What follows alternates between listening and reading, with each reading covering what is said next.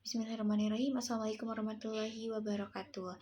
Alhamdulillahirrabbilalamin. Wabihi nasta'inu ala umuri dunya waddin. Wassalatu wassalamu ala asrofil anbiya'i wal mursalin wa ala alihi washabihi ajmain, amma ba'du. Yang terhormat kepada dosen pembimbing Ibu Yani Fitriani MPD dan rekan-rekan PGSD Karya semester 6 yang saya cinta dan saya banggakan.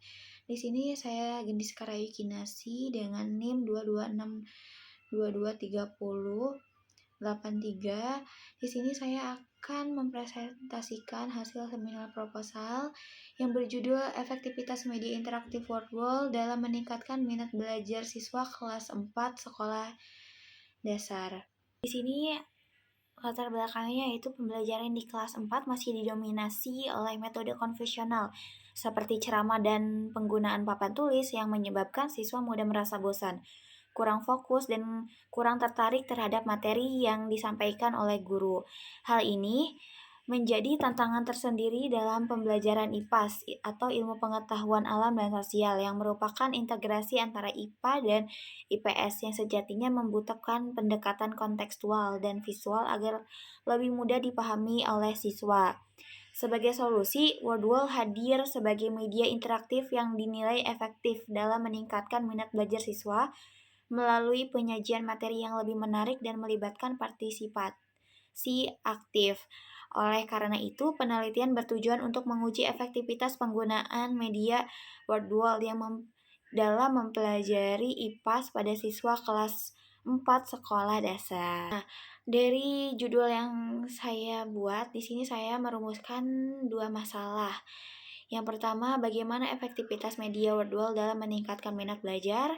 Dan yang kedua, apakah terdapat pengaruh penggunaan media interaktif Wordwall dalam meningkatkan belajar IPA siswa kelas 4 sekolah dasar? Dari rumusan masalah tersebut, di sini tujuan penelitiannya yaitu untuk mengetahui efektivitas media interaktif Wordwall dalam meningkatkan minat belajar IPAS siswa kelas 4 sekolah dasar, dan yang kedua untuk mengetahui pengaruh penggunaan media interaktif Wordwall dalam meningkatkan minat belajar IPAS siswa kelas 4 sekolah dasar.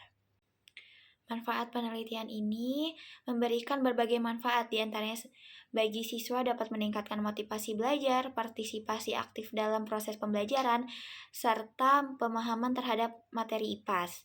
Bagi guru, hasil penelitian ini dapat menjadi alternatif media pembelajaran yang interaktif dan efektif untuk meningkatkan pembelajaran yang keterlibatan siswa di kelas. Bagi sekolah, penerapan media seperti Wordwall mendukung implementasi kurikulum merdeka serta berkontribusi dalam meningkatkan kualitas pendidik. Sementara itu, bagi penelitian lain, penelitian ini dapat dijadikan sebagai referensi dan landasan dalam mengembangkan studi lanjut terkait penggunaan media interaktif dalam pembelajaran. Dan selanjutnya ada kajian teori. Minat belajar siswa dipengaruhi oleh faktor internal seperti motivasi dan rasa ingin tahu, serta faktor eksternal seperti metode dan media pembelajaran yang digunakan. Wordwall sebagai media interaktif berbasis games edukatif mampu mendorong partisipasi aktif siswa dalam proses pembelajaran.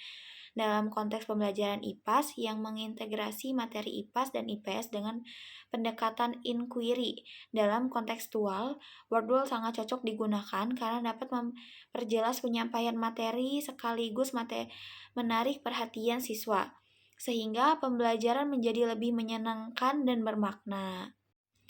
Baik, di sini kerangka berpikirnya yaitu raw input. Siswa kelas 4 SD Garawangi mengalami hasil belajar IPAS yang belum optimal. Pembelajaran ini menggunakan metode konvensional yang membuat siswa cenderung kurang aktif dan cepat bosan sehingga mengurangi minat belajar.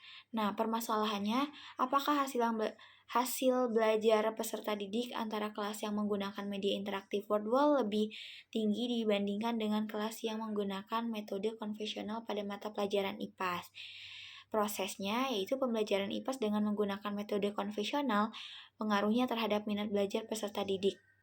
Treatmentnya yaitu kelas eksperimen menggunakan media Wordwall, kelas kontrol menggunakan metode pembelajaran konvensional. Nah, outputnya, penggunaan media interaktif word wall dalam pembelajaran IPAS dibandingkan dengan metode konvensional dianalisis untuk mengetahui sejauh mana masing-masing metode berpengaruh terhadap peningkatan minat belajar peserta didik. Hipotesisnya itu dalam hal ini penulis merumuskan tentang hipotesis penelitian sebagai jawaban sementara mengenai efektivitas penggunaan media interaktif word wall dalam meningkatkan minat belajar siswa pada mata pelajaran IPAS kelas 4 sekolah dasar yang disusun berdasarkan hasil kajian teori yang relevan. Metode penelitian dan desain penelitian, yaitu dalam penelitian ini menggunakan penelitian kuantitatif. Metode penelitian kuantitatif merupakan salah satu jenis penelitian yang spesifikasi adalah sistematis, terencana, dan struktur dengan jelas sejak awal hingga pembuatan desain penelitiannya. Di sini saya menggunakan metode kuasi eksperimen. Penelitian eksperimen adalah suatu penelitian yang di dalamnya ditemukan minimal satu variabel yang dimanipulasi untuk mempelajari hubungan sebab dan akibat. Selanjutnya, populasi dan sampel penelitian. Populasi menurut Subaktiasa tahun 2024 menjelaskan bahwa sampel adalah subset dari populasi yang dipilih menggunakan teknik tertentu untuk memastikan representativitasnya. Sampel penelitian menurut Subaktiasa 2024, sampel didefinisikan sebagai wilayah generalisasi yang terdiri dari objek atau subjek dengan karakteristik tertentu yang akan dipelajari untuk menarik kesimpulan. Instrumen penelitian yang digunakan adalah angket, di mana penelitian menerapkan metode angket langsung dengan bentuk tertutup. Maksud dari angket langsung adalah responden mengisi angket secara langsung tanpa perantara, sedangkan bentuk tertutup berarti setiap pertanyaan telah dilengkapi dengan pilihan jawaban yang telah ditentukan sebelumnya. Pengumpulan data dibagi menjadi 3, yang pertama ada angket, yang kedua ada tes, dan yang ketiga ada dokumentasi. Yang pertama yaitu angket. Kuesioner atau angket adalah salah satu teknik pengumpulan data yang dilakukan dengan memberikan serangkaian pertanyaan tertulis kepada responden untuk dijawab. Yang kedua yaitu tes. Tes digunakan sebagai alat untuk mengukur tingkat penguasaan kompetensi peserta didik terhadap materi yang dipelajarinya. Yang ketiga yaitu dokumentasi. Dokumentasi yaitu pengumpulan data melalui dokumentasi foto dilakukan selama proses pembelajaran berlangsung. Dokumentasi ini berfungsi sebagai bukti visual yang dapat memperkuat temuan penelitian pada setiap tahap atau siklus. Teknik analisis data dibagi menjadi 2, yaitu teknik analisis deskriptif data dan yang kedua teknik analisis inferensial data.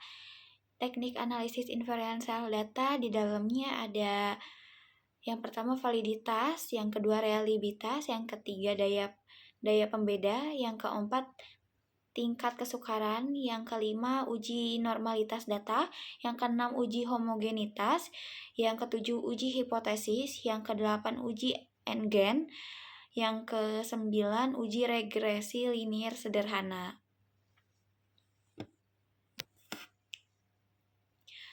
Di sini yang pertama teknik analisis deskriptif data. Menurut Hamdayani tahun 2023, analisis statistik deskriptif adalah statistik yang digunakan untuk menganalisis data dengan cara mendeskripsikan atau menggambarkan data yang telah terkumpul sebagaimana adanya tanpa bermaksud membuat kesimpulan yang berlaku untuk umum atau generalisasi. Yang kedua, teknik analisis inferensial data. Menurut Hamdayani tahun 2023, kalau dalam statistik deskriptif hanya bersifat memaparkan data, maka dalam statistik inferensial sudah ada upaya untuk mengadakan penarikan kesimpulan dan membuat keputusan berdasarkan analisis yang telah dilakukan.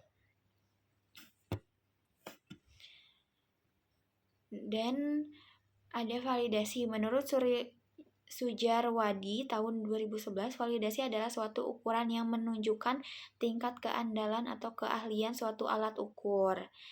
Alat ukur yang kurang valid berarti memiliki validasi yang rendah. Untuk menguji validitas alat ukur, terlebih dahulu dicari harga korelasi antara bagian-bagian dari alat ukur secara keseluruhan dengan cara mengkorelasikan setiap butir alat ukur dengan skor total yang merupakan jumlah skor butir dengan menggunakan rumus tertentu. Dan yang kedua ada reliabilitas. Menurut Sujarwadi tahun 2011, reliabilitas diartikan dengan keajekan atau konsistensi.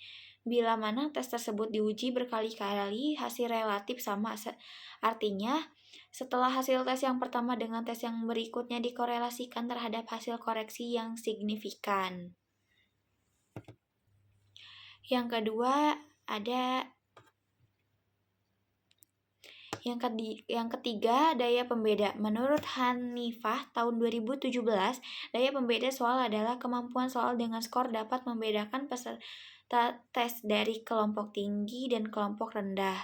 Dengan kata lain, makin tinggi daya pembeda soal, makin banyak peserta dari kelompok tinggi yang dapat menjawab soal dengan benar, dan makin sedikit peserta tes dari kelompok rendah yang dapat menjawab soal dengan benar. Dan yang keempat, tingkat kesukaran. Menurut Hanifah tahun 2017, tingkat kesukaran butir soal adalah proporsi antara banyaknya peserta tes yang menjawab butir soal dengan benar dengan banyaknya peserta tes.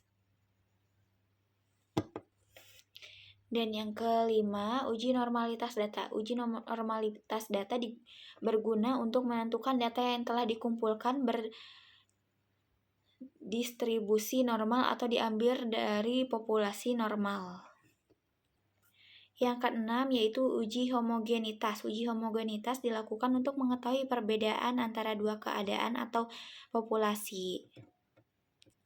Yang ketujuh yaitu ada uji hipotesis. Setelah uji prasyarat dilakukan dan data dinyatakan berdistribusi normal dan homogen, maka dilakukan analisis data untuk mengetahui ada tidaknya perbedaan antara keterampilan siswa yang proses pembelajaran menggunakan pendekatan sains teknologi masyarakat dengan yang tidak menggunakan pendekatan sains teknologi masyarakat. Yang kedelapan yaitu uji Engen. Kualitas tes awal dan tes akhir belajar matematika siswa dapat dicari dengan uji. Yang kedelapan yaitu uji Engen. Kualitas tes awal dan tes akhir belajar IPA siswa dapat dicari dengan uji Engen. Dan yang terakhir, yang kesembilan yaitu uji regresi linier sederhana, yaitu untuk mengetahui pengaruh pendekatan STM variabel X terhadap keterampilan sosial siswa variabel Y. Maka dilakukan uji regresi linier sederhana. Baik, mungkin cukup sekian presentasi pemaparan materi saya. Apabila ada kesalahan dan perbuatan, mohon maaf. Ditutup. Billahi taufiq wal hidayah. Wassalamualaikum warahmatullahi wabarakatuh.